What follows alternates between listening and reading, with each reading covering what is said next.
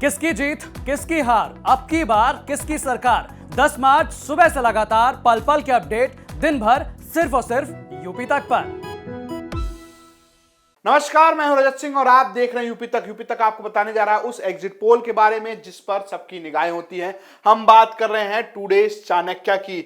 ये वो exit poll है जिसको लेकर 2014, 2017 की बात करें या 2000 एक तरीके से दिल्ली चुनाव की बात करें तो इस पर सबकी निगाह रहती है, क्योंकि 2014 में यही एकमात्र ऐसा सर्वे था, यही एकमात्र ऐसा एग्जिट पोल था जो बता रहा था कि बीजेपी की सरकार पूर्ण बहुमत में बनती हुई दिख रही है। इस बार भी सबकी निगाहें टुडेस चाणक्य के ऊपर थी और टुडेस चाणक्य का जो एग्जिट पोल सामने आया उसमें बीजेपी प्लस को 294 सीटें मिलती हुई दिख रही हैं। यानी एक तरीके से जो बीजेपी की सरकार है वो पूर्ण बहुमत नहीं बल्कि करीबन 300 के करीब पहुंच रहे हैं। तो ये अपने आप में बहुत बड़ा नुकसान भी नहीं रहा है। अगर पिछली बार की बात करें 2017 में बीजेपी को 325 सीटें आई थी, यानी बीजेपी प्लस को 325 सीटें आई थी। इस बार बीजेपी को 294 सीटें मिलती हुई दिख रही हैं टुडेस चाणक्य के मुताबिक। तो यानी कि बीजेपी की जो मैसिव लहर है वो उत्तर प्रदेश में देखने को मिल रही है।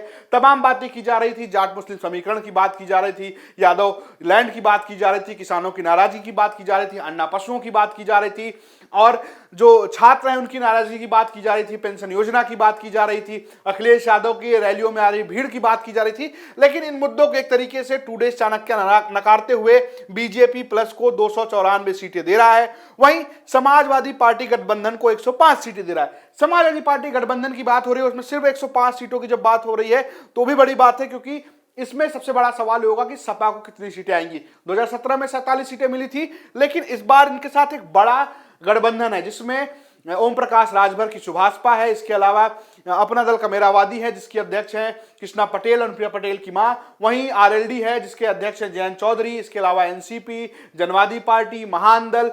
तो एक बहुत बड़ा समूह है नेताओं का, और उन इतने बड़े गठबंधन में 105 सीटें, तो ये भी बड़ा सवाल है कि इसमें से किसको कितनी सीटें आ रही हैं। क्या समाजवादी पार्टी 47 सीटें ले आ पाएगी या उससे ऊपर जाएगी, ये भी बड़ा सवाल है। वहीं बीएसपी की बात करें तो उसका सुफड़ा साफ होता हुआ दिख रहा है, उसे सिर्फ 2 सीटें मिल रही हैं। पिछली बार की बात करें तो बीएसपी को 19 सीटें मिली थी, यानी कि बीएसपी के लिए सबसे बड़े चुनौतीपूर्ण दिख रहे हैं माहौल, क्योंकि जो इंडिया टुडे चाणक्य की माने तो उसे सिर्फ 2 सीटें मिल रही हैं, कांग्रेस को 1 मिल रहा है और 10 के खाते में 0 जाते हुए दिख रहे हैं। तो ये है इंडिया टुडे चाणक्य जो ये मान रहा है कि बीजेपी जो है उत्तर प्रदेश में अगली सरकार बनाने जा रही है। ना सिर्फ सरकार बना रही है बल्कि पूर्ण बहुमत से कहीं ज्यादा आंकड़े को छू रही है, यानी कि जो बहुमत का आंकड़ा वो सिर्फ 202 का है, लेकिन इंडिया टुडे चाणक्य की माने तो 294 सीटों का जो आंकड़ा है वो बीजेपी गठबंधन हासिल करता हुआ दिख रहा है। लेकिन अगर आप पोल्स ऑफ पोल्स की बात करें तो बीजेपी गठबंधन को करीब करीब 250 सीटें मिल रही हैं, समाजवादी पार्टी को 140 सीटें मिलती हुई दिख रही हैं। तो कहीं ना कहीं कई जो सर्वेज आए उसमें काफी अप्स एंड डाउन है, कुछ 210 तक दे रहे हैं, कुछ 294 दे रहे हैं। वहीं अगर बात कर लें हम इंडिया टीवी जीरो ग्राउंड की तो वो समाजवादी पार्टी को भी 210 सीटें दे रहा है। वो कहते हैं कि जिस पर सबकी निगाहें हैं वो निगाहें इंडिया टुडे चाणक्य के ऊपर भी रहती है, क्योंकि वो एक तरीके से ऑड नंबर लेकर आता रहा है और उस ऑड नंबर की चर्चा होती रही है, और इस बार वो ऑड नंबर है बीजेपी के साथ, वो भी 294। लेकिन यह है एग्जिट पोल।